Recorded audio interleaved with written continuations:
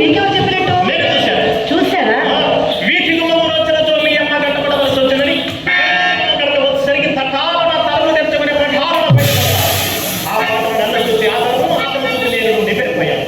అంతగా తనకి అనుమానం కలుగుతున్నట్టు కోడిగులాడుతూ కొంత దూరం వెంట వెళ్ళి వచ్చారు తెలుసా? ఏమండి, ఎలాగో కోడిగులాడుతూ కొంత దూరం వెంట వెళ్ళి సాగరంగా వచ్చారుగా, మరి ఇందులోకి ఏకించిన శెట్టి గారు మీరే నడవలేకపోయారా? అడిగినా ఏం చెప్పాడు? ఏమిటి? ఏదో మేడం కావాల్సి వచ్చారని చెప్పాడు. మరి చెప్పినాడు కదండి, మీ సందేహం ఏమిటట? చెప్పండి.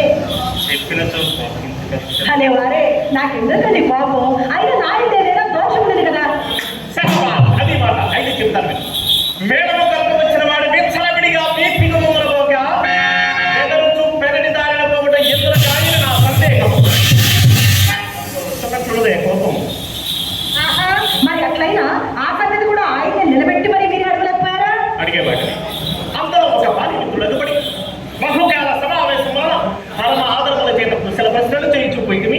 అంతట అడుగుటకు అవకాశం లేకపోయినది. సరే, నేనే చెప్పినది కానీ సావధాన చిత్రం ఆలకించాలి. మరి సరేనా? ఏమండి, మా ఇంటికి మేడలకు వచ్చిన వారికి అది ఎవ్వరికైనా సరే మర్యాద చేయటం అది మా ధర్మం కదా. అందరికీ మా అమ్మ అతన్ని మేడ మీదకి వెంట పెట్టుకుని వచ్చి కుర్చీ వేసి కూర్చుండబెట్టి తాంపుల వేయగా ఆ శెట్టి గారు ఏం చేశారో తెలుసా? వచ్చిన పని కాస్త విడిచిపెట్టి నాతో ఆర్థిక ప్రసంగాలు మొదలు పెట్టాడండి.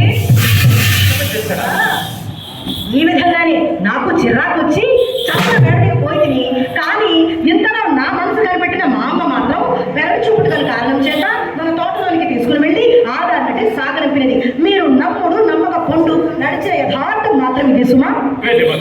నీ మాట